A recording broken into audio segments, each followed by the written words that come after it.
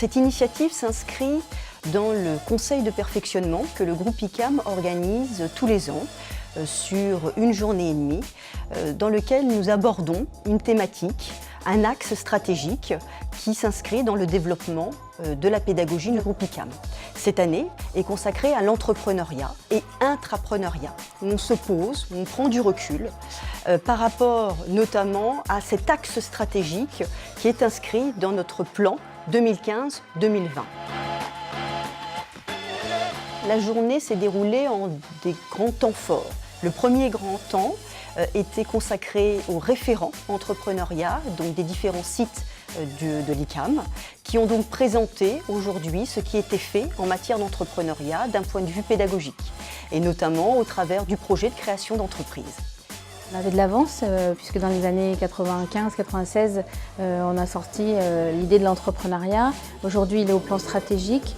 Donc on a une expérience et ce que j'ai entendu aujourd'hui, c'est que voilà, une grande conviction et une capitalisation avec un vrai schéma, des partenariats avec l'extérieur, que ce soit avec un réseau Pépite, que ce soit avec des incubateurs, avec le village PASCA en modèle, des experts externes, et d'oser aller vers l'extérieur avec conviction et confiance que toute l'école a envie d'y aller.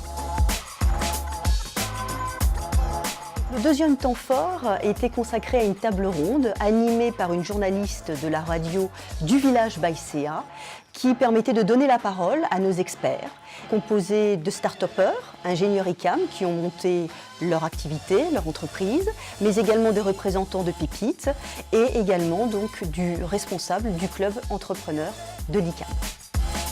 De mon point de vue, l'ICAM était vraiment en avance de phase il y a plusieurs années et a mis très tôt l'entrepreneuriat au cœur de la formation avec cette simulation de création d'entreprise obligatoire pour tous les ingénieurs. Donc c'était extrêmement important. En tant que ICAM 110 Nantes, comme on le dit, j'ai souhaité participer à cette journée pour apporter mon témoignage, mon regard sur ce que l'ICAM m'a apporté dans ma vie d'entrepreneur et ce qui manquerait éventuellement pour faire évoluer les programmes, les initiatives. Donc le troisième temps fort a été consacré à des ateliers de travail autour des grandes compétences de l'ingénieur entrepreneur ou intrapreneur. Et dans ce cadre, nous nous sommes interrogés sur les impacts pour le groupe ICAM, impact en termes de pédagogie, impact en termes de ressources humaines et impact en termes logistiques.